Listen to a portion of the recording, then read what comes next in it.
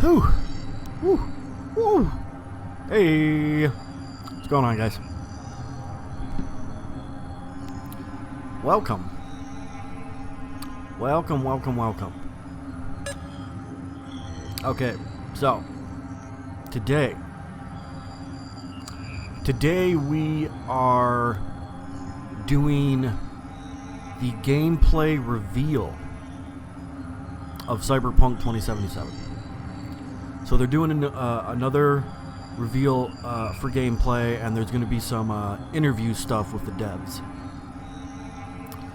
So I just found out about this a couple days ago, so I'm pretty freaking excited over it. Pretty freaking excited over this. Even though from what I'm being told, the gameplay is only going to be like 15 minutes.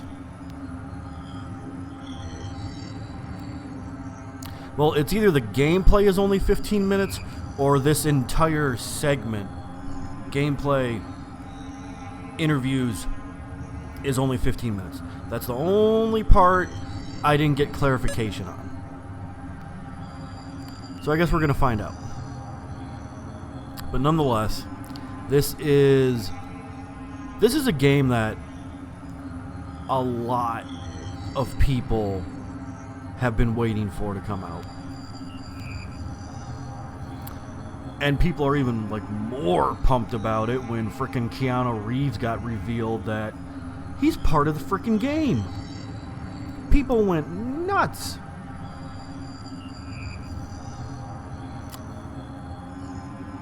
Nobody knew Keanu Reeves was involved. Nobody. They kept a lid on that very, very well. No leaks happened whatsoever that Keanu Reeves was involved in this. That's why it was such a shock to people when it pans up and you see him and you hear his voice. And people just went fucking nuts over it.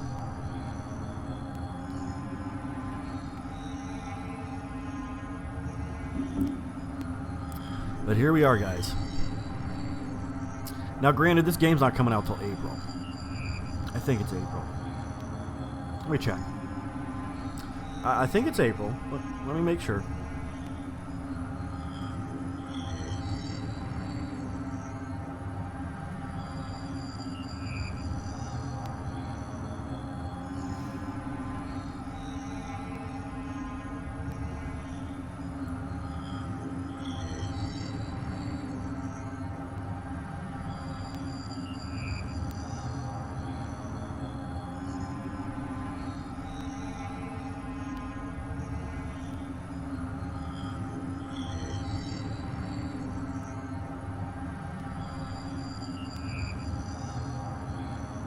Yep, April 16th.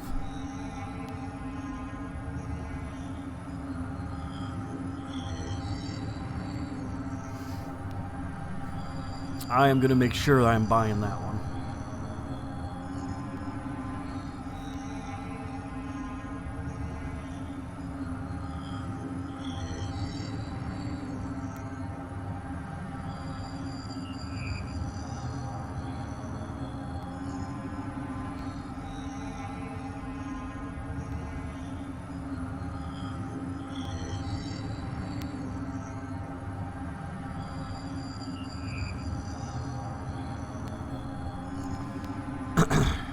So, like, there's actually a few games coming out that I want to buy. Like, I get a good amount of my games from GameFly, and then I also buy games. So, like, smaller games. Like, perfect example is, Man of Medan is coming out, and they are the developers who did Until Dawn. Now, I didn't want to buy that game because it's a smaller game. Yeah, there's going to be a bit of time you can put into it because it's going to have a lot of different paths that you can take with the 4 different characters. So it's going to have replayability. But it's still not a game I wanted to buy.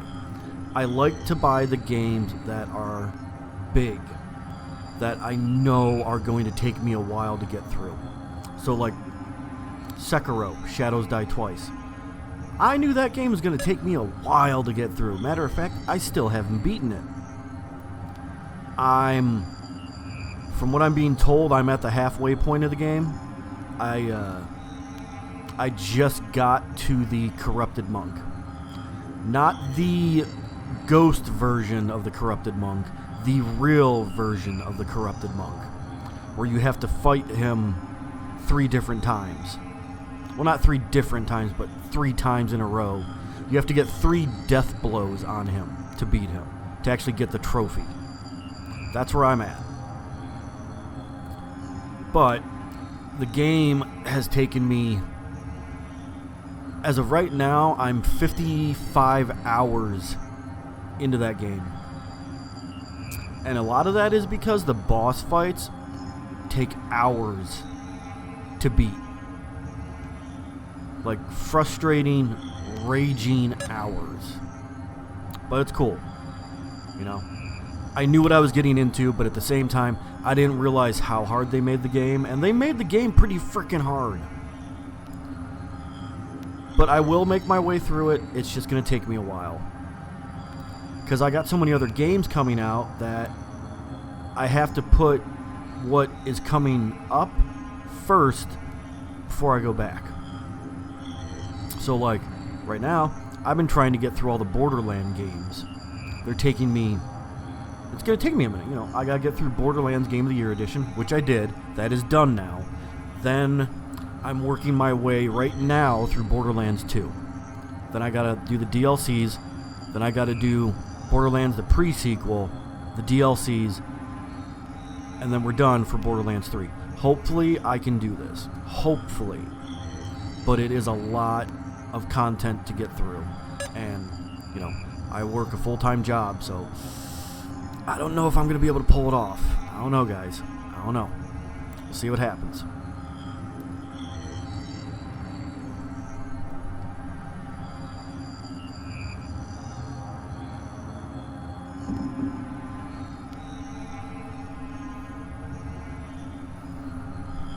And then in October, well, September is Borderlands. It was also going to be Code Vein, but I had to say no to Code Vein because there was just too much games that I was trying to play, and I couldn't add Code Vein into it because that's another game that's supposed to be like Dark Souls. Alright guys, we're almost at the minute mark. Almost at the minute mark.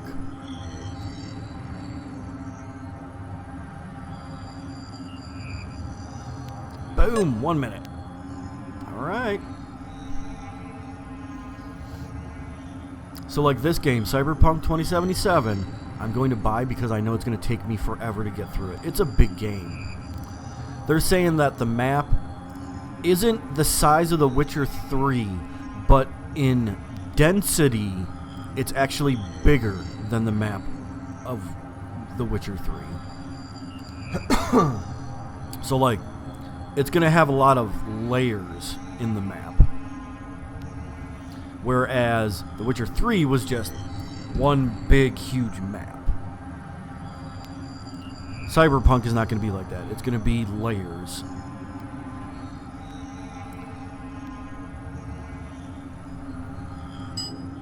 Oh shit. 8, 7, 6, 5, 4, 3, 2, 1.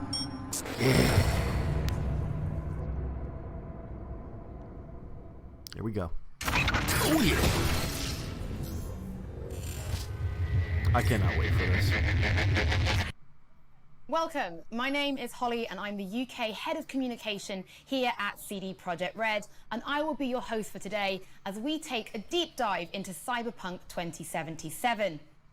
We're going to be showing you a video with new gameplay and new gameplay mechanics. Hey, and John! afterwards, I'll be joined by 3 of our developers, What? Miles, Philip, and Pavel, as we take a 1500 closer bits. look Holy at some shit. of the things you're going to see. John comes in Hopefully out of answer some nowhere your with a questions. 1500 On behalf bit of drop. everybody at CD Projekt Red, we're incredibly excited to share And this he new shared look at rewards Cyberpunk to 5 others 2077 in the with you. chat. You crazy bastard. Hey V, you alright? Let's do this.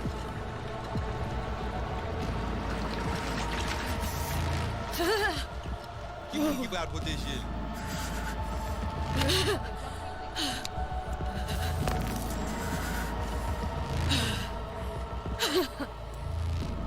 Okay, what we got going on here? What now? Hey, Johnny Silverhand. Johnny? Everybody?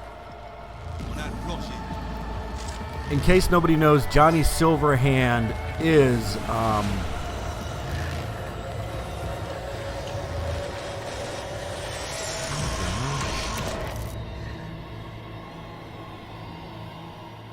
Johnny Silverhand is Keanu Reeves.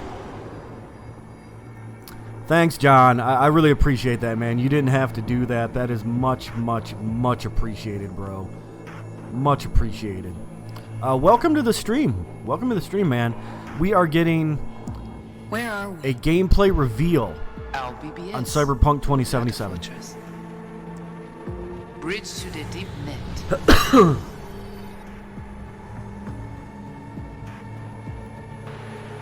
Beyond there are no borders.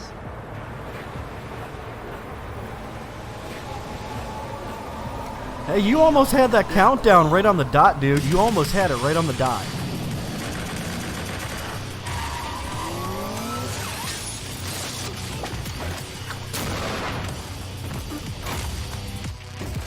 Welcome to the Cyberpunk 2077 2019 Deep Dive video. In last year's gameplay reveal, we showed you our vision for the world of Cyberpunk 2077, its quests, and visual design. This year, we'd like to give you a peek at some of the playstyles you'll be able to adopt as your character progresses through the story. Here goes nothing.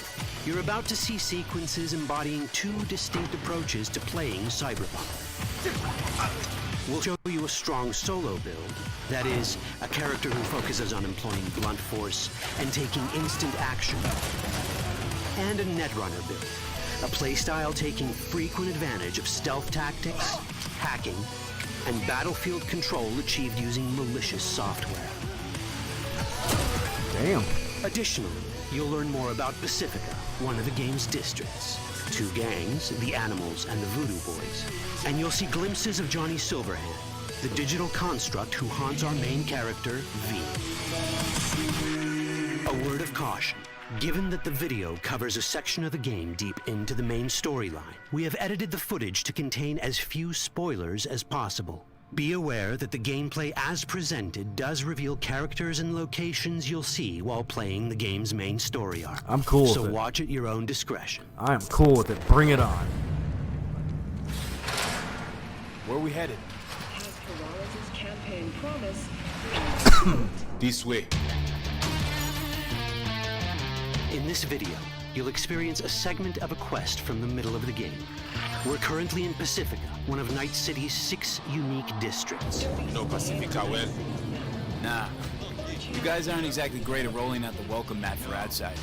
It was designed to be a tourist hotspot within the city. As you can see, this didn't pan out. When uncertainty struck the global economy, investors pulled their funding, leaving most establishments unfinished. It's one of those places where expectations and reality collided, resulting in a heap of disappointment. Damn. Ongoing gang wars plague this part of the city. Outsiders don't come here if they don't have to. Even by Night City's standards, it's dangerous to those unfamiliar with it. Taking a casual stroll here would not be a good idea. A fast motorbike or armor-plated car would be the safer option. But places like this have their advantages. If you're in need of rare goods or illegal cyberware, Pacifica's bustling local markets are a good place to start your search. The Grand Imperial Mall is a whole other story. It was one of the last developments in Pacifica to lose its funding. Until recently it stood vacant, but now a gang called the Animals has moved in for reasons unknown. Something's not going right for the big guy up top. And that's what we need to learn in order to earn the trust of the Voodoo Boys, the Animals' rivals. What the hell? Could fucking tell me what you plan to do first. You take job. You do what I say. So you check in now. Of the many gangs in Cyberpunk 2077, the Voodoo Boys are the most skilled at using the net. You have now seen Perelezo Agwe, our subnet. Why? What for? You are my vessel now. Through Agwe, I see what you see, hear what you hear. This mysterious gang of highly skilled netrunners has close ties to the local Haitian community. You are V? We have been waiting. Haitians settled in Pacifica in the 2060s after natural disasters struck their island and forced them to emigrate en masse. The Voodoo Boys gang formed around this same time, though at a smaller scale. Now the gang effectively rules Pacifica. The Voodoo Boys don't usually work with outsiders. Lucky for us, it seems they're prepared to make an exception this time. Mr. Hand sent me. He said you got merc work needs doing. Still, to earn their trust, we need to prove our worth. Placide, one of the Voodoo Boys' higher-ups, has offered us a mission. We need to infiltrate the Grand Imperial Mall, currently occupied by the Voodoo Boys' deadly enemy, a gang called the Animals. 20:35:07. 3 seconds before, poof, the camionette. We try to learn where the camionette come from. The Animals are not your normal gang. Their presence in Pacifica is suspicious. They value might above all else and wear melee combat implants to raise their prowess in combat. Their beverage of choice is juice, a potent strength and speed-enhancing concoction. As sought-after bouncers, they're usually dispersed throughout town. As skilled street-level business types, they've cornered the market in illegal substances and underground live-or-die prize fights. When they converge in one spot, it's for something big. It's then they appoint the fastest and strongest among them as their ad hoc leader. In this case, it's a woman named Sasquatch. Said you wanted my vet. Insane. No. As far as I remember, you said no bone brain buffaloes on steroids. Afraid that's the cost of doing biz. This is the tech Placide was talking about. It seems non-standard for the Animals. And This is really where cool. we come in. Getting to the van won't be easy, but we're more than qualified for the job, which we can complete in one of many ways. The character creation in Cyberpunk 2077 is the kind you'd expect from a full-fledged RPG. You start by choosing your past, important because this unlocks special options at important story junctures. You also fully customize your character using a deep customization system that spans not only your look and style, but also your abilities. Cyberpunk 2077 does not feature fixed classes. Instead, it has a fluid class system that allows players to mix and match a wide range of abilities to suit their playstyles. You can create a strong solo character, a skilled netrunner, or any other hybrid class you can imagine.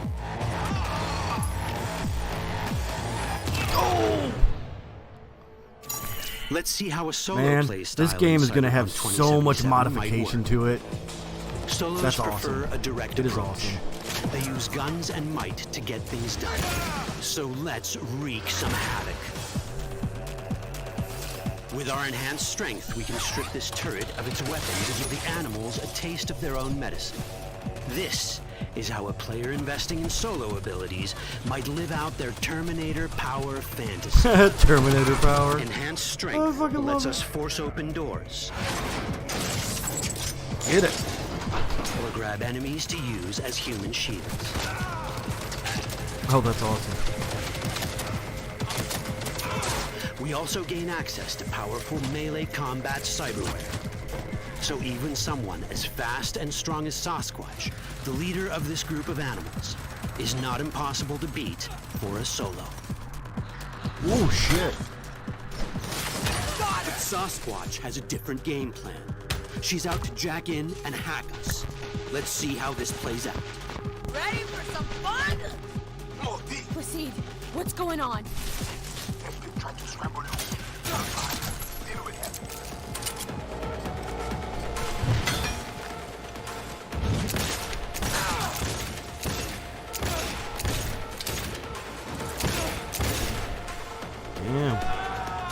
It's our choice if we want to finish her off or spare her. You're Cyberpunk, your rules. If you'd rather sneak around, hide, and strike from the shadows, no problem. Just develop your net running skills to get around obstacles or hack into enemy tech to have it do the dirty work for you.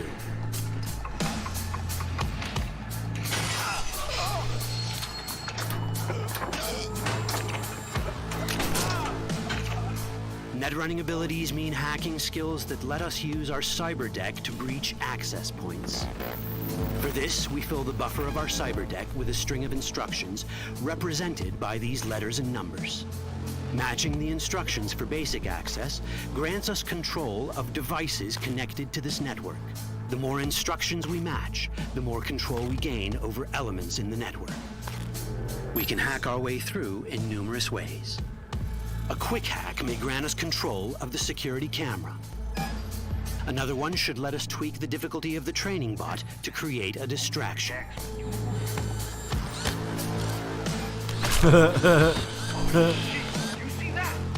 With our nanowire, we can even hack this guy's implants from a distance.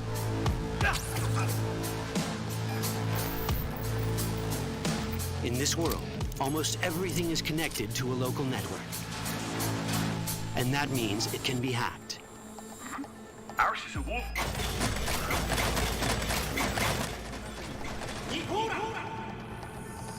Which brings us back to cyberspace. You don't get to do anything in the net unnoticed. There's always someone watching. It could be corpos, or even worse, it could be Netwatch. And that is exactly the case here. Who is they? Netwatch. They always out to fuck us. Netwatch and the Voodoo Boys are like fire and ice. The first of these wants to maintain the old order and protect people from AI anarchy originating from beyond the Black Wall. The Voodoo Boys want to establish contact with the free AIs. They believe this will enable their boundless expansion on the net and grant them the upper hand over Netwatch. Netwatch sees this as the end of the world. Both are right. Whoa, hey, easy. How you deal with the Netwatch agent is entirely up to you. Do we side with the gang? Choosing to be on Netwatch's bad side is never wise.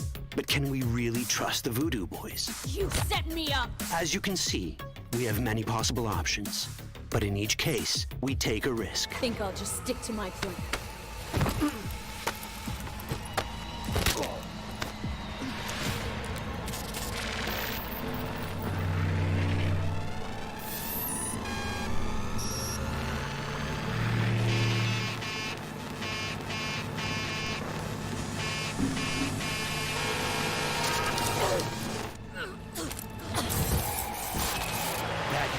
Out well. In the world of Cyberpunk, few things go as planned. There he is, Keanu Reeves. And that was just a glimpse of how complex the branching storyline in Cyberpunk 2077 can get. Every decision you make will have consequences. Your choices will shape how the world reacts to you and affect your relationships with those around you. One of those relationships is special. Ever heard of Johnny Silverhand? A rebel rocker boy who will be your companion throughout your adventure in Night City? Come on, really think they give a rat's dick how you look? Like everyone in Cyberpunk 2077, he has his own agenda. You'll decide if he'll be your ally or your enemy. And that chip in your head, the one thanks to which Johnny lives inside your mind. Well, that's a story for another time.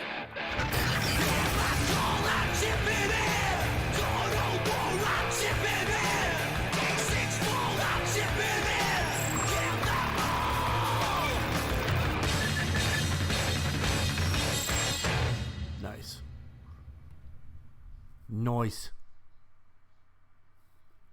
Welcome back. Now, following the deep dive, there is an awful lot to talk about. So I found 3 of the very best. Oh, you're so happy. But I think just in case people aren't super familiar with Cyberpunk 2077, why don't you introduce yourself one by one so everybody knows who they're listening to? Hey, I'm Miles. I'm one of the level designers at CD Projekt Red. Hello, I'm Pavel, and I'm a lead of the Quest team, and it's a great pleasure to be talking to you. So I'm Philip, and I'm one of the Quest designers, so I work really closely with Pavel over here. Thank you guys for being my participants in this video. Let's get started, because the last demo we saw took place in Watson. This time we're in Pacifica. They're very different, and that's super important for Night City, that it feels different. So what do you need to consider as a level designer when you're building a place like this? All right, we are diving right into it. Let's go. People want to know answers. Okay, I'm going. So, from a level design point of view, for us it's really important to create these districts, the 6 ones that we have in Night City, to be as different as possible without making it unbelievable, right?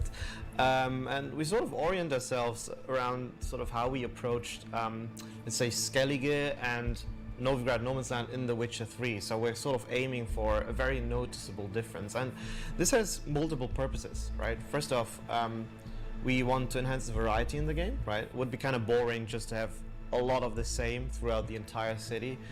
We have one cityscape, so we need to create this kind of variety, and that's actually a really fun creative process as well.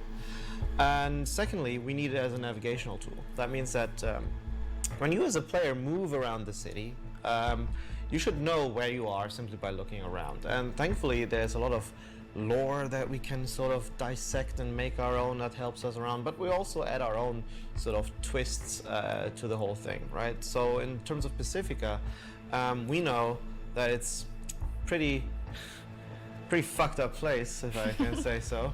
And what I mean with that is that it's pretty noticeable that it's almost post-apocalyptic, right?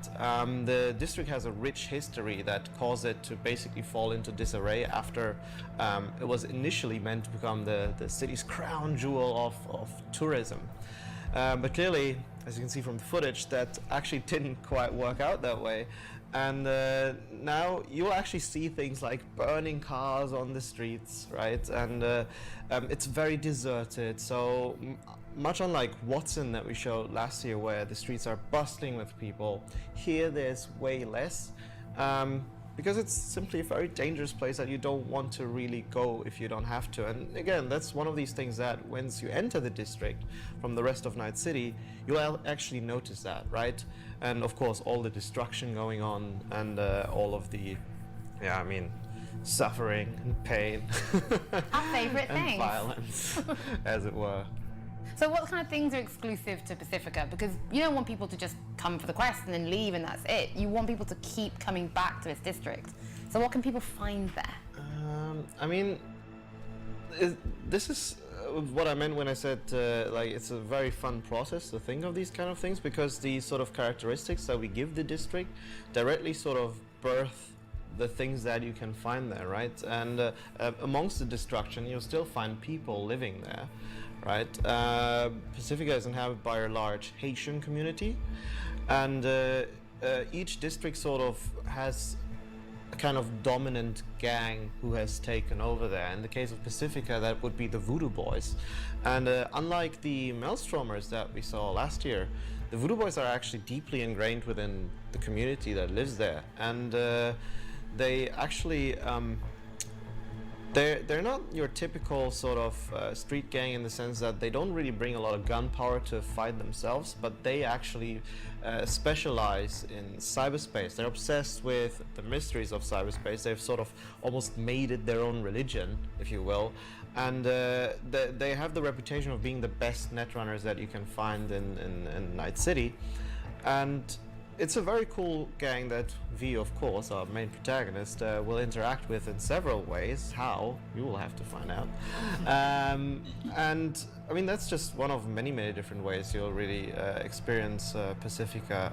As I said, all of these things together, the culture, the visuals, the architecture, and the history really, will be very distinct to the district.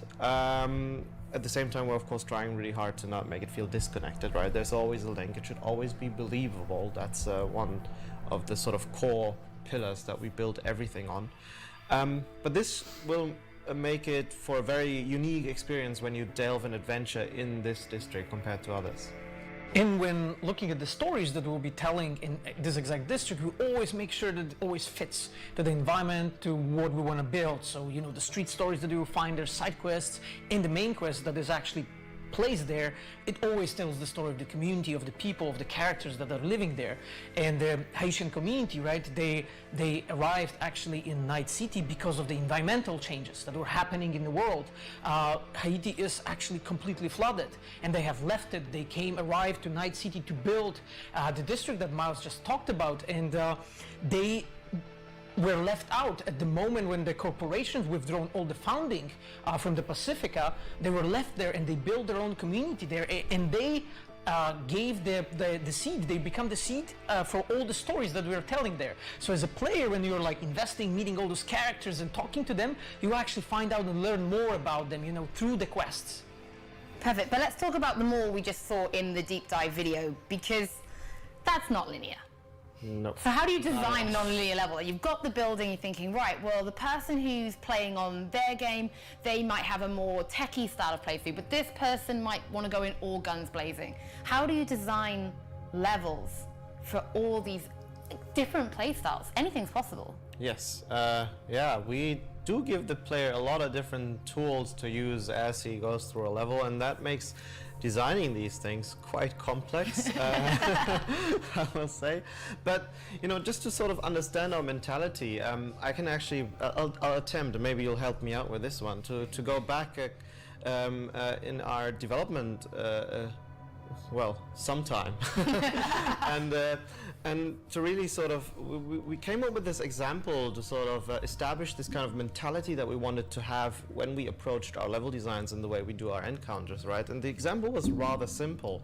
The goal was for a player to go from one room to another, but the main way to go from that one room to another would be sort of like a door.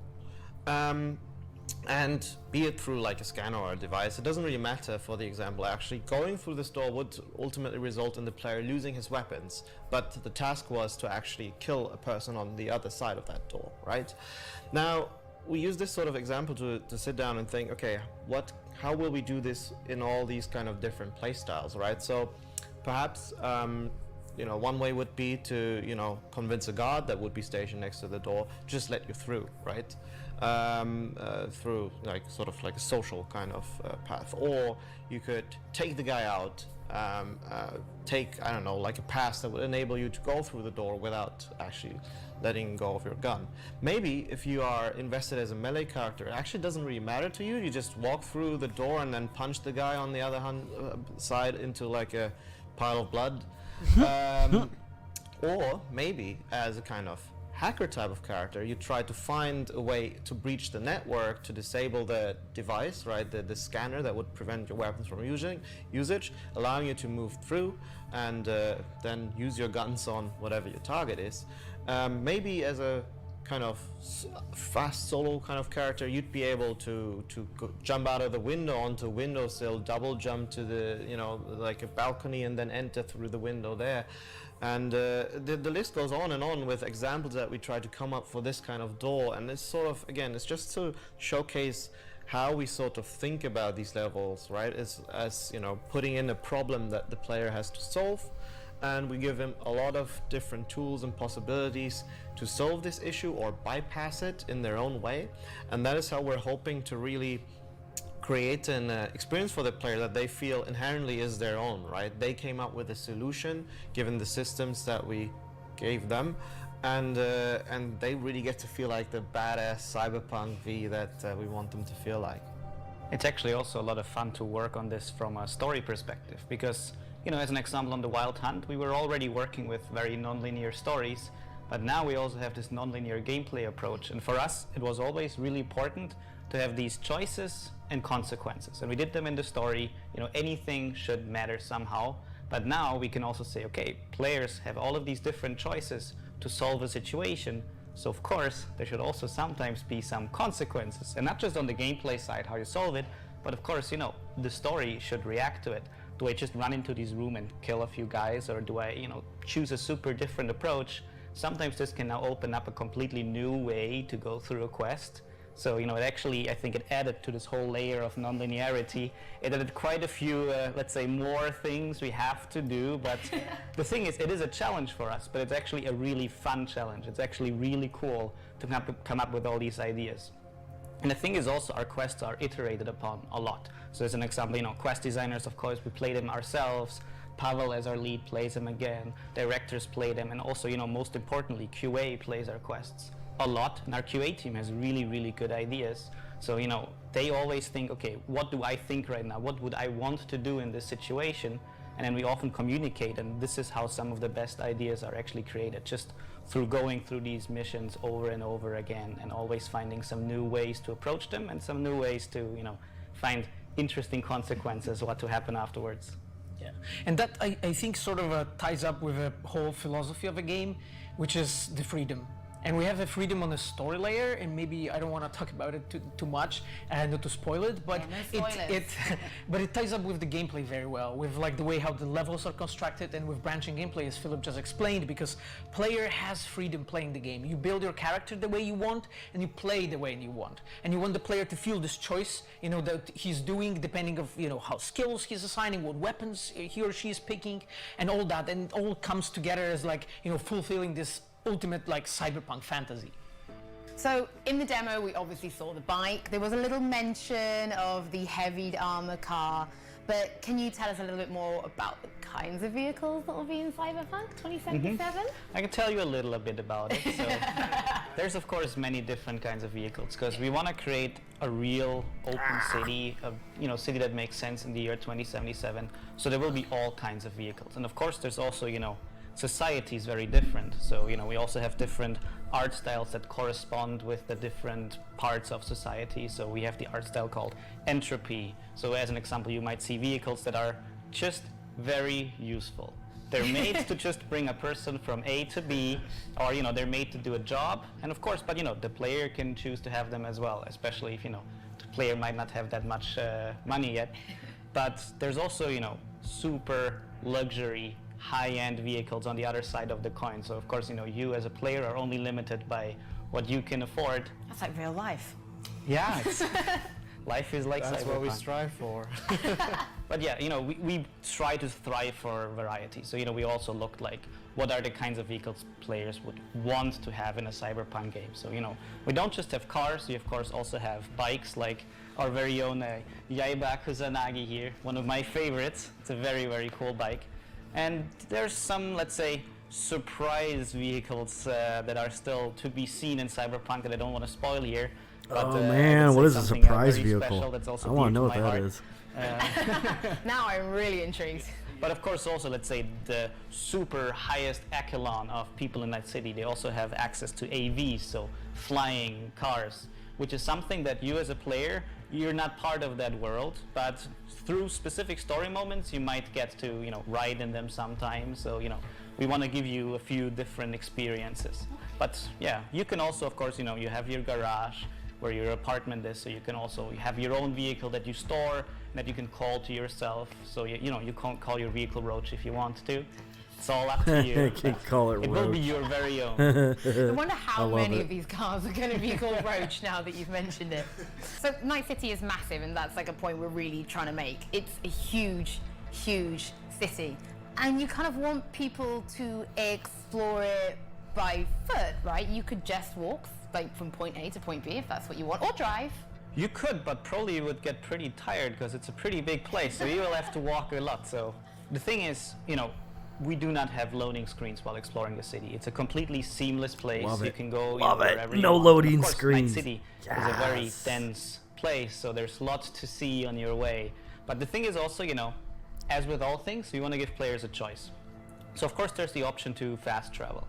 But the thing is, actually, the way we're designing the city, we actually kind of feel like, even when we're playing it ourselves, that fast travel is often just, when I play the game, I don't want to fast travel. I want to explore the city, because we actually try to give you so many interesting things, so many places that tell a story, that look interesting, where you have something to do, where you can interact with things, that just something new for you at every corner. So I personally don't fast travel a lot. I just drive my bike and I put on some nice music and I have a good time. But of course, you know, it's possible. And the thing is also, we actually have proper city planners working here that actually are planning out Night City and how the traffic would work in that city and how it would actually make the most sense, how a city like that would actually grow organically, and how it would flow, how the traffic would flow through there. So it's actually really interesting to also just have that part of game development now as part of Cyberpunk 2077, because this will be very important for how people actually get to explore it themselves. To make the city feel alive. Exactly, yeah. Okay, so in The Witcher, everybody who's played The Witcher knows those question marks on the map, those points of interest. You dreamt about them when you were at work, you just thought about them. You can't walk past them. So what will we be sort of looking at for Cyberpunk? What are those things that are going to be all-consuming us, so we are probably not paying attention to the main story? We're going to be like, I've got to go do that first, and I can't go and do this until I've done that one over there. What will we be finding? So in Night City, you actually really want to tie it into the world. So as an example, most districts have a so-called fixer. Like you might know from our gameplay demo from a year ago, there's Dexter Deshawn. And people like this, they can give you jobs that also fit the specific district you're in. So when you enter a district and you're kind of known as a mercenary who's doing certain things for money, fixers might contact you and they have some jobs for you. And then these jobs, as an example, they can be street stories. And they show up on your map, and you get an icon, so okay, this is this kind of street story. And we always want to put some interesting story to them, because after Wild Hunt, we actually founded a completely new team, the Open World team, which is actually creating some amazing content to actually fill this world with things that are meaningful. So we actually want to make this that you can do many also smaller things around the city, but they're actually all cool and unique in their own way. And one cool thing is also, of course, they appear on your map, but the map in the game is actually properly immersive. It's that really, really cool looking point cloud version of Night City. And you can see the tasks from your fixer there. But the cool thing is actually, because you're a character in Cyberpunk, you're V, and you actually have this information. So it's not just the player seeing them, it's actually your character seeing them as well, because it's all part of the world. So we want to give you this full immersion. Yeah, it's actually really, really cool for us that with the street stories and all the other content, we're essentially sort of giving him like almost our Witcher 3 side quest treatment, in the sense that even simple tasks can be fun and exciting if we pack them up in a cool story and root them within the world, right? We can use these street stories to expand further on how life in Night City and the world of Cyberpunk in general works. And sometimes this might even be a better staging ground than the main story itself, right? Where just like, hey, let's see how everyday life works in this kind of aspect, from this perspective, in this scenario. And actually that's, again, like for us, that's a lot of fun. And it's a very exciting process, and I hope that when players play it at the end, that they will actually find that it sort of enriches their experience, because they always kind of have this impression like, hey, wow, no matter where I go, things are actually worked out, right? It's never just a simple sort of task of, hey, do things. Like, it's never just a simple sort of task of, hey, do things. Like, but there's always a reason. There's always an understanding of why you're doing things.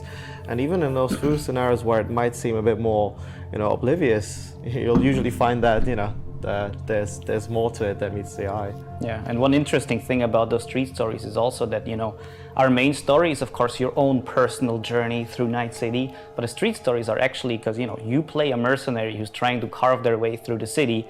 This is actually your job. So this is actually the role you now inhabit in this city. So actually you're part of that system through these street stories and through working with fixers. So it's actually this whole different way of playing, the game and feeling immersed in the city. Can't wait to lose my life to them.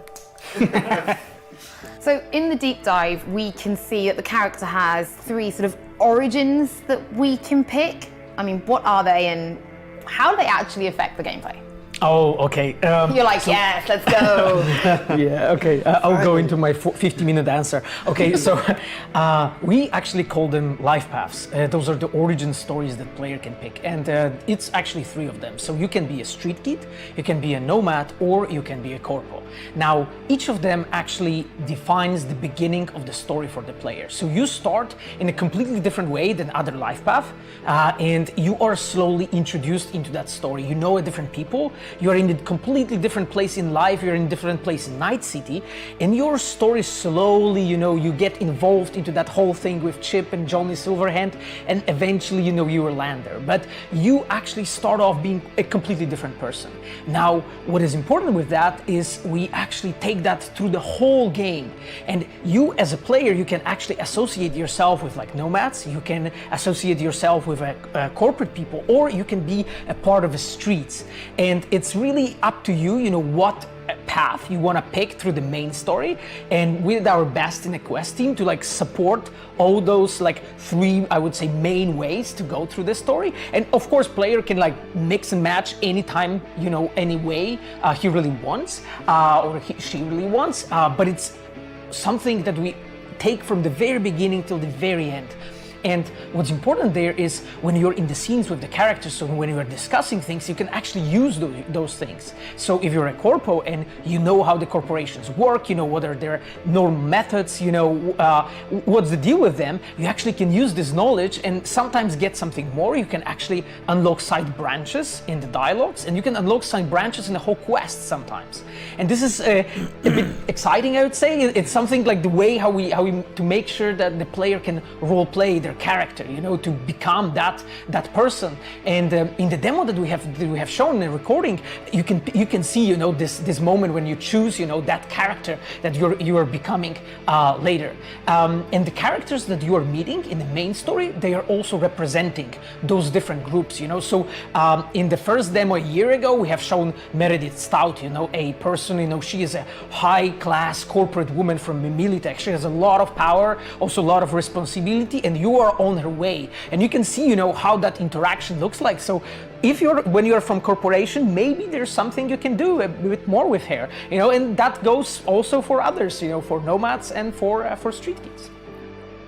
One of the nice things is actually also that, you're not bound to stick, let's say, with the corporates or with the streets. So as an example, I can give an example. I start as a street kid the game, and I know I have my knowledge, but then I play through the story and I notice like, I kind of like these corporate characters. I like that life. So, I can just, betray the streets and snuggle up with the corporates. But, this is kind of the role-playing freedom we want to give. But, as always, this can also have consequences for you. So anyone who's played the original tabletop version of Cyberpunk is used to the idea of assigning attribute points to create a character. Now, in the deep dive video we just saw, we got a little glimpse of that screen. You could see the points and the different things. So help me understand how that works and how you gain those points. So as a player, you build your character at the beginning, assigning those attribute points, and they define like the core characteristics of your character. So how much body strength you have, or how much reflexes you have, or how cool you are. That's one of the interesting stats that we have, right? But then, as you have those attributes, you also have skills. The skills define a bit more interesting proficiencies for you as a player, what you can do. And for instance, one of those skills is assassination or the cold blood. And maybe I'll stick to the cold blood to explain a bit more. So this is a skill that allows the player to survive in a really tough situation. So at the moment, you get a lot of damage, then the cold blood skill kicks in, thanks to your cool stat. It kicks in and gives you a boost in damage, and then as a player you can, survive and so on. But then, using that skill, so you sort of like use by learning, like using that skill, you can actually get better, pump up levels there, and you can get different perks. Now, what's interesting there, you can actually give completely different perks to the skill that you have. And here I think I could use the example of the athletics attribute. So the athletics is a way for us to move dead bodies. So as a player, you can basically pick up the dead body that you have just basically killed, and pick it up and like stuff it into the fridge or in a trash bin. Now, as a player, you normally slow down when you're moving around with the bodies. But if you have added special perks to your athletic skill, you can now run with the dead body. So because you are more athletic, you can do that. And those are like 3 levels of complexity in our character in building the character we have. You have the attributes, you have the skills, and then you assign perks to it. And those three come together to allow you to create your own amazing character that you want to play it. A lot of people think this is maybe how cool you look and it's all about the jacket you're wearing, but the cool stat is not style-based, is it? Well, you know, this is Cyberpunk, so being cool is of course very important. But the actual cool stat really means how cool you are under pressure, how much you have control over your body. So, you know, are there people shooting at me and I'm holding my gun like that? Probably not very cool. So this is, you know, this is the kind of thing that cool actually controls. But of course, you know, if you want to play a character that's actually cool, you have your choices, right? You can wear your nice leather jacket. And of course, you know, like in real life, also depends on how you talk to people. And that's of course also the choice of you as a player. You just might freak out under gunfire. Yeah. Like, cool on the surface, but not so much when push comes to shove. Happens sometimes. So in the deep dive, we saw a quick clip of the inventory screen. It looks like a proper old school RPG screen, you know, with the little blocks of the system. And I know the community wants to hear more about what they can expect. So tell us more, Miles. Oh, I will. Now, of course, like how I always say is, you know, in Cyberpunk, the inventory screen is, of course, where we manage our items, right? But most importantly, in Cyberpunk, it's where we also manage our style. And just as Philip just touched on, you know, like it's really important for us to be able, for you to be able to realize your character, and that, of course, comes in the character creation, but also the way you dress your character, right? We're pretty much aware that there's sort of this, in most RPGs, there's this common sort of disconnect between the stats on an item and the looks. While we can go into details here, let's just say we're aware of this sort of, you know, conflict, I guess, of interest sometimes. So we're looking into how you would be able to make your character still look cool despite having the best stats of an item, right? Just goes to show that that is really important to us. And of course, you know, the whole role-playing aspect goes even further, because we'll have some customization options, not only for the way you look like, but also your guns, right? In the inventory, you will of course decide what kind of weaponry it is that your character uses to kill people with, or sneak into different, you know, bases, locations, because of course it's also where we mention cyberware, and all of these little things brought together, again, they've sort of allow you to fulfill your sort of, what do you call it? Character fantasy, that's the word I was looking for. In the inventory, yes, we're changing our clothes, we want to look super cool, but what about cyberware? Can we do anything with cyberware from the inventory screen? Oh, yes. So imagine inventory screen, right? So if you see the player there, you have a slot. So normally in, like, let's say fantasy game, you would equip a armor, right? Or you would equip, I don't know, a leg piece or something. Like right now here, you can actually replace that with a cyberware, right? So you can get your legs replaced to your cyber legs, right? And those can give you different skills, like let's say double jump. But then as a player, you can upgrade actually those and let's say enhance them in a way that they give you something special to it. So for instance, you can actually make them jump in a way they do not emit that much sound, and they become like a really stealth tool. So because of that, you can traverse in a quiet way through the locations. So this is how you actually upgrade your character. You just go over your body and replace whatever you need. And in the lore, there are Reaper dogs who help you out with that when you have to install those core pieces of cyberware, like for instance the Raven control system that allows you to control the flathead. But there are also other pieces that you can do on your own. And on top of that, as a player, you can also find pieces, small pieces called shards. And those, if you slot into your slot, you can actually, they give you a power of a given cyberware, so you can try it out. So as a player, you can experiment a bit, you know, and see how it would be if I would have installed, you know, some special piece of cyberware in my body. And that allows the player to, you know, to see stuff, to figure it out, to build their character the way they want. Okay, so we know we can equip some of our cybernetic enhancements in the inventory, but like, where do we get them? Like, how do we get more enhancements? All right, there's actually multiple ways of going about that, right? The most obvious one is going to a so-called Ripper dock and getting new cyberware built in you, or enhancing the cyberware that you have. Some of it you will actually get through as you adventure through Night City. Things like the Kuroshi Eye implant that we have, right? It's almost mandated on top of you because it's sort of like a core gameplay mechanic to be able to scan things and get additional information on certain circumstances. And of course, then we also have something we call the street cred system, right? So as you progress throughout the game, you will also unlock more street cred through your actions, and that will enable you to unlock more content in the game. That means, you know, more vendors will open up to you, more services will open up, people will have heard of you and are more willing to work with you. So there's actually multiple ways this affects your experience, and one of them being, you know, like the cyberware that you have access to.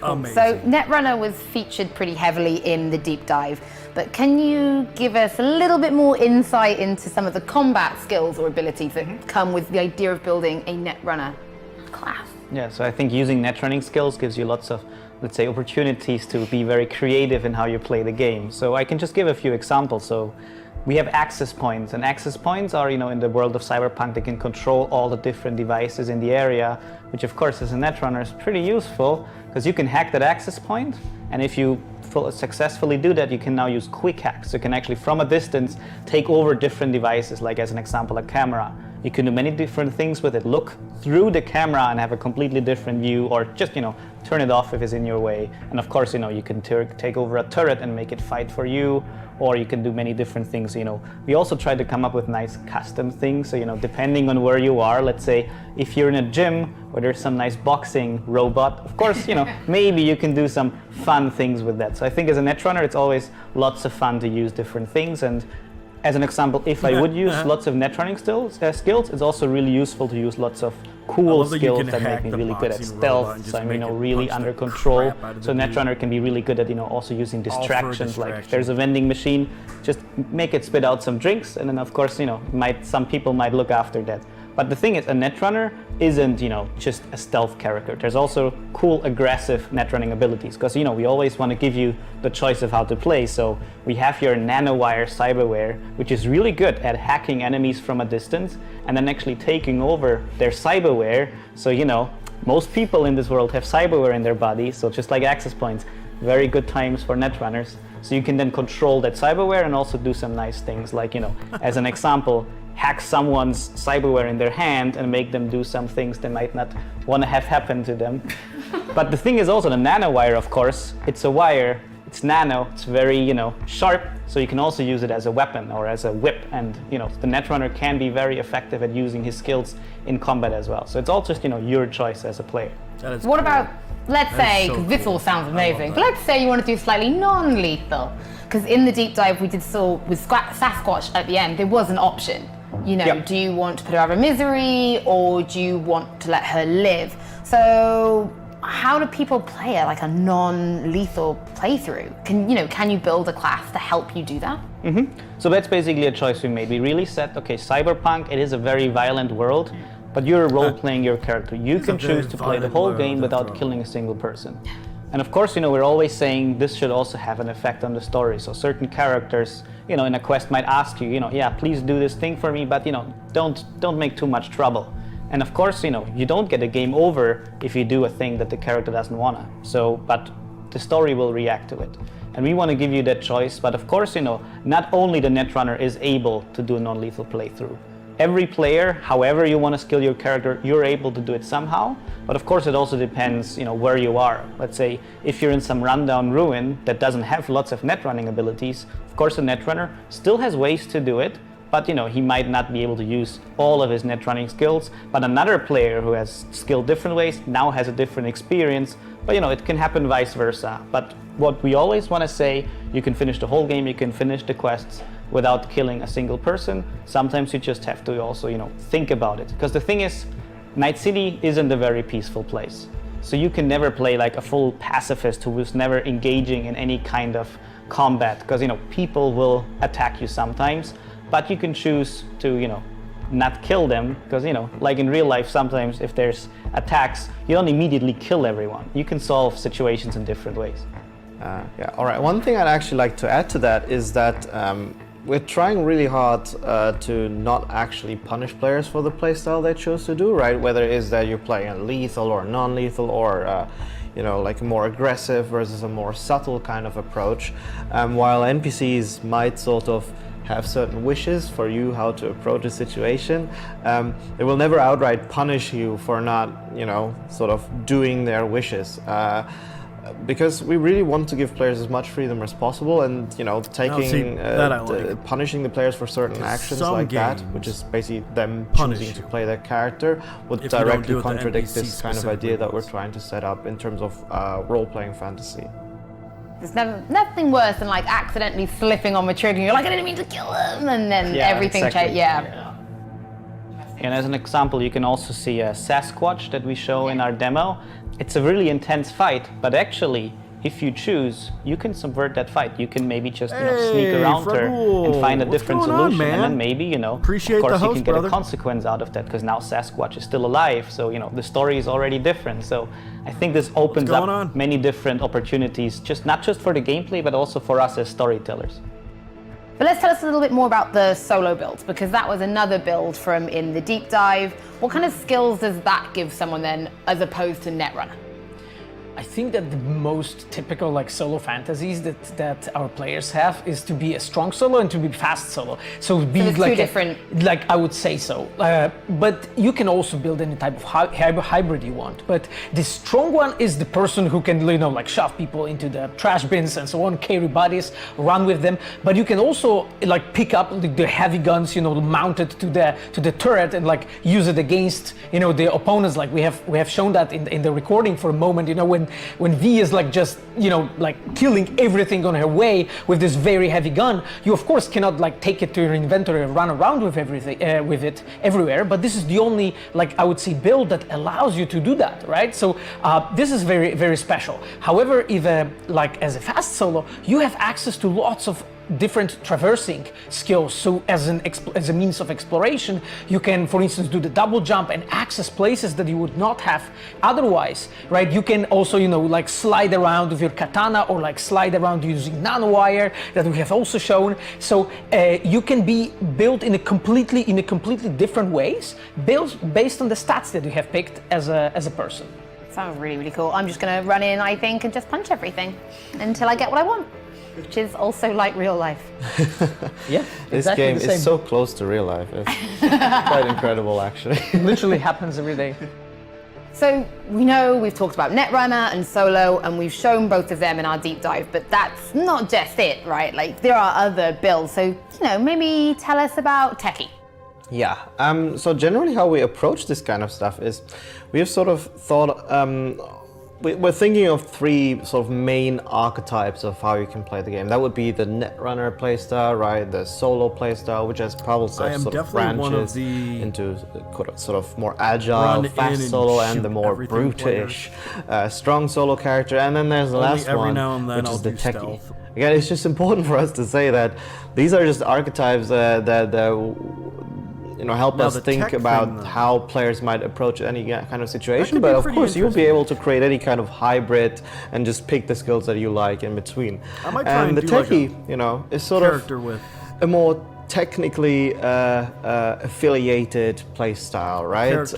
Whereas the Netrunner is the one that sort of manipulates devices that are active by hacking networks and taking over control. The Techie is actually the one that sort of dabbles with the hardware itself and cables and whatever drives machinery, all that stuff. And to add on top of that, we're actually layering our little buddy called Flathead, and he is what we call a spider bot, a kind of very sophisticated piece of military hardware that the player will be able to use when he chooses to invest into the Techie playstyle. And Flathead is an interesting one because he's a pretty, basically this autonomous robot that listens to your commands, and you can basically send out Flathead to do certain things for you, right? You might be able to send him out to manipulate certain devices, right? There might be, I don't know, let's come up with an example here. There is some sort of broken lamp or something, or like a broken gadget. You can see it with your scanner, right? And you might actually send Flathead to do a little bit of tweakage there to make that object fall down onto an enemy, right? Or other examples would be to use Flathead to, you know, directly engage with enemies.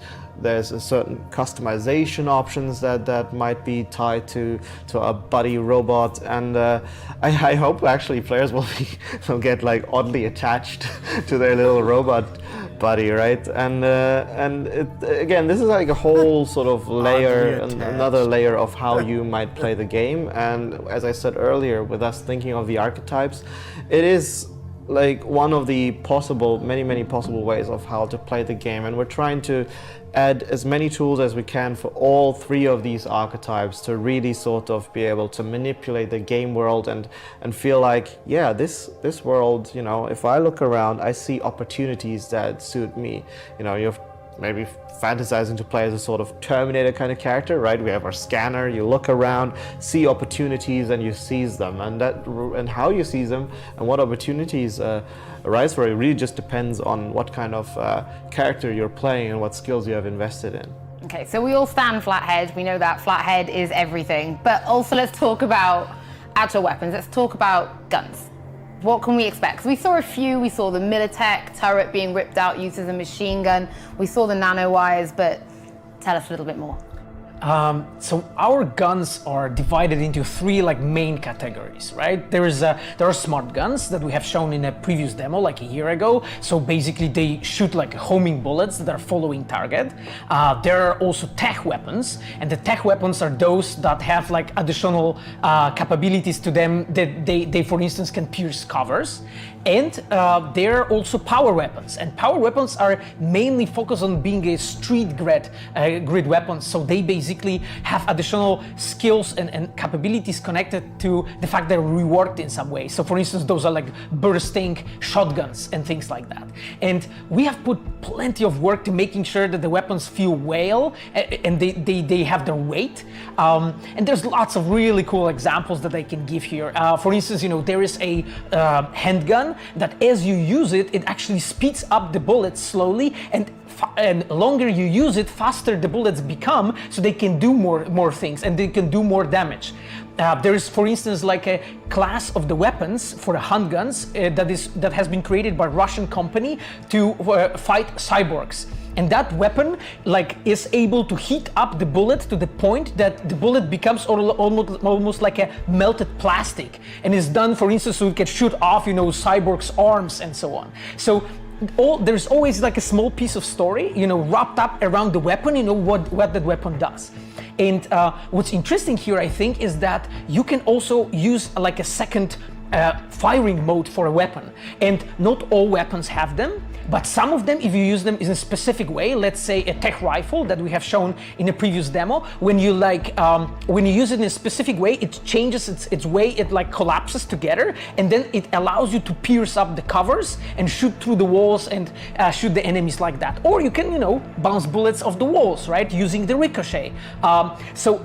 We try to always put enough depth into the gun. For instance, I literally today I have seen like awesome shotgun that has 8 barrels, and they shoots them in the same time, and it has like actually I think that players will love our gunplay, especially the way how the guns look and how they feel when you shoot them. Shotgun. I'm so excited. That's insane. Yeah.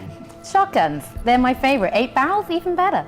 I think also something really cool to add to this is that, you know, as you already touched on it, like all of these companies, these gun manufacturers and all that stuff, they actually, I mean, a lot of it comes from the actual lore, right? But we're also making sure that, you know, there's a history to everything. That includes the And I love the fact that they're adding history to that we have everything. in the game. We actually have like a whole team dedicated to just that kind of stuff.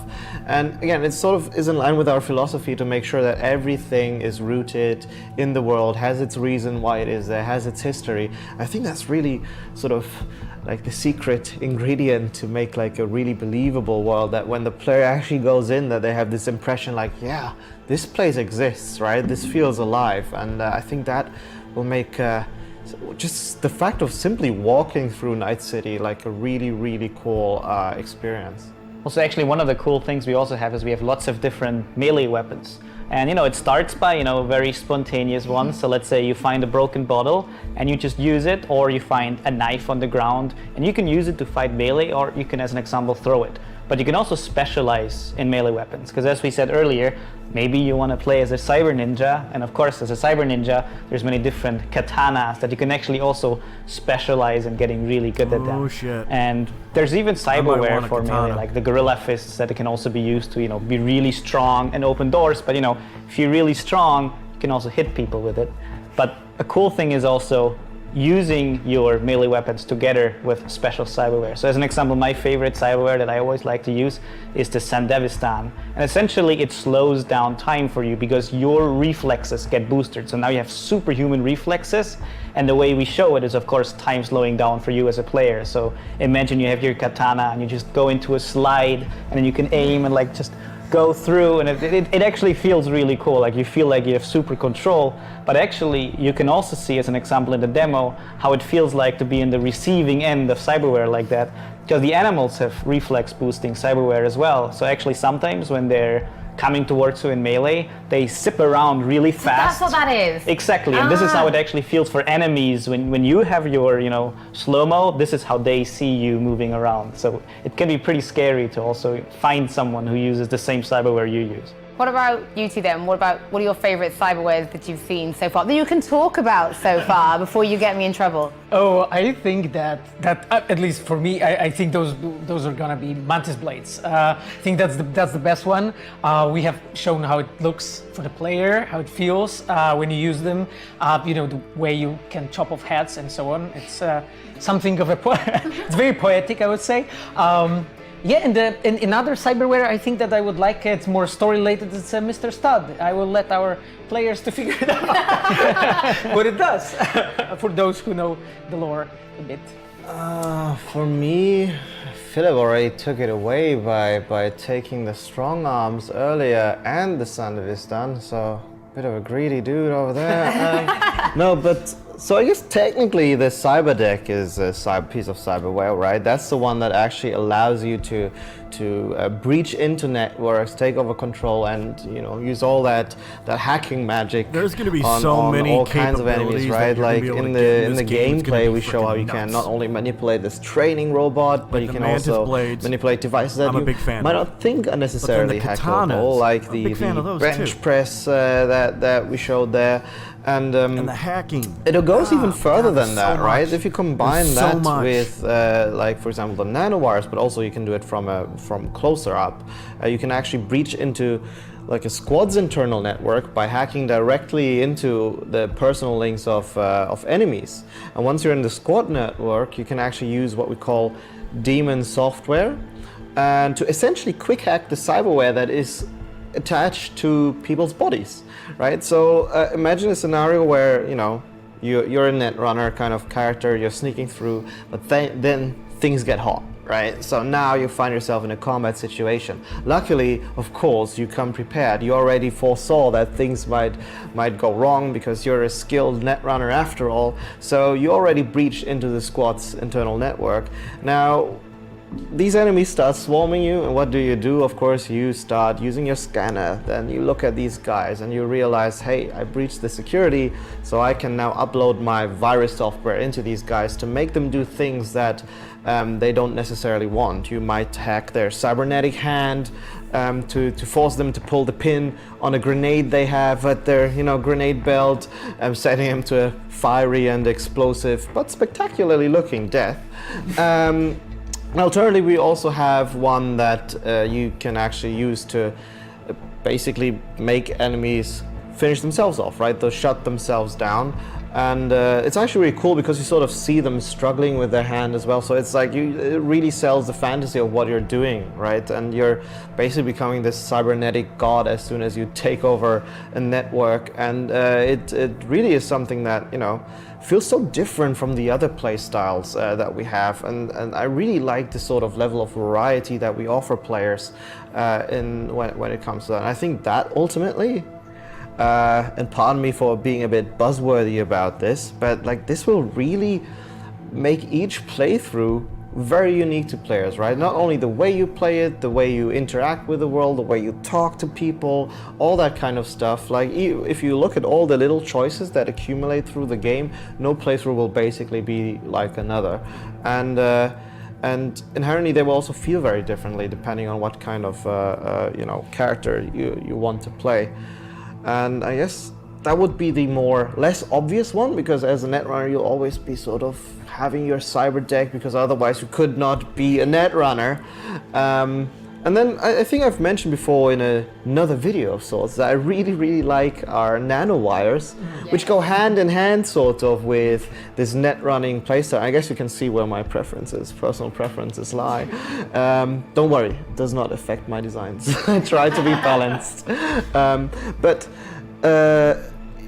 Whereas the regular netrunner can sort of breach into a squad network by sort of taking an enemy out and having an extra option to breach into their squad's network. The nanowires actually allow you to do this from a distance or from a safe spot, right?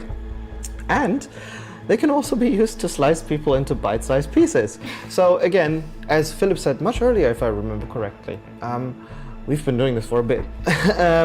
There's actually, no playstyle that is sort of meant to be played in a certain way, right? We don't go, okay, the hacker kind of character, he's the stealthy guy, he needs to operate from the shadows, whereas the solo type, he's the one that, just goes out and shoots everyone. No, you can actually still, within these playstyles, choose how you play the kind of character, lethal, non-lethal, stealthy, and non-stealthy. And we just give you the tools in all playstyles to do whatever you want with it, right? So if you want to be a combat netrunner, if you will, that likes to use gunfire and making people blow themselves up, sure, go do that. But you can also do it in a stealthy approach. It really lies in the player's hands. So let's say I've got my 8-barrel shotgun. It's my favorite gun. I love it. What can I do to it? Can I customize it? Is it moddable? Are there any options for, really making something special and one of a kind? So I think we can say that there are like two major ways what you can do, how you can customize your guns. One way is customizing the visuals, and those are different skins and like paint overs, paint jobs that you can have on your gun just to make sure that, when you're a Cupid, that your rifle is pink or purple, if you really want it.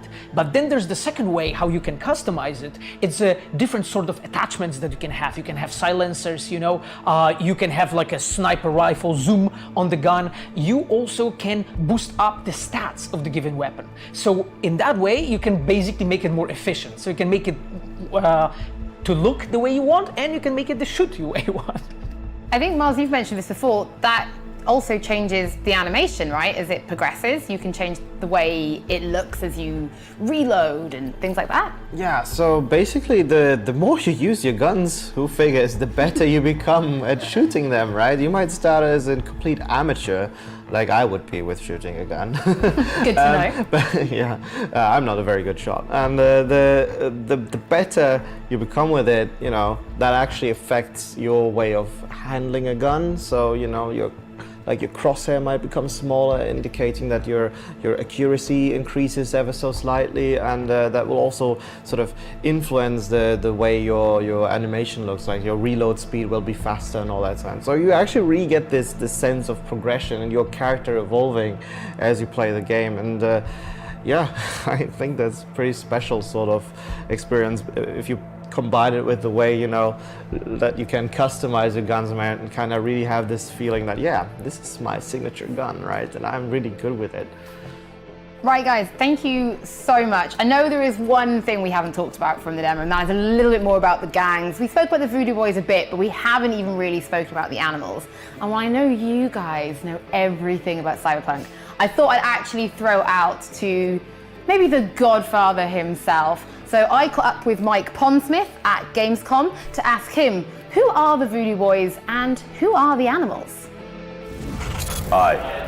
My name is Mike Pondsmith, and I'm the guy who killed your Cyberpunk characters. And today, I'm going to talk to you about two very important things. I'm going to talk to you about animals, and I'm going to talk to you about the Voodoo Boys. So, let's take the Voodoo Boys. When I created them many, many years ago, I was looking at kind of a really interesting idea, which is what we would now call cultural appropriation. What happens when somebody comes in and tries to adopt a culture that they know little or nothing about and does it really badly. But one of the great things about having a few years is that you get a chance to do some redos. And one of the best ones is what we have with Voodoo Boys now. The Voodoo Boys in 2077 are really Voodoo Boys. They inherited the name, but it was sort of a natural fit. They were coming from Haiti and the Dominican Republic, and they were the real thing. And they've managed to take a lot of the elements of their original culture and meld it into the world of 2077 to bring that cyberpunk vibe into a very old and respected culture. So they're a gang, but they're not really. They're more of a cultural. Okay, guys. I hate to say it, but I have to get ready for work. I did not think this was going to be an hour and a half, but it has turned into an hour and a half. But they're very close to wrapping it up. You can tell they're starting to wear it down, and they're kind of running out of stuff that they are allowed to ask. So it's really not going to be much longer. So with that said, I want to thank everyone that hung out in the chat, everyone that hung out in the stream. Thank you to John Boring for coming in here and dropping that 1,500 bit cheer. Appreciate that, man. Love you, man. And so sorry that I got to cut this a little bit short, but I really don't think there's much left. We got the majority of all of it, except for this last little bit here. So sorry about that, guys, but nothing I can do. I have got to go to work. So thanks for hanging in there with me and watching it. Hope you guys enjoyed it. And this is Mr. Kawa signing off. Peace.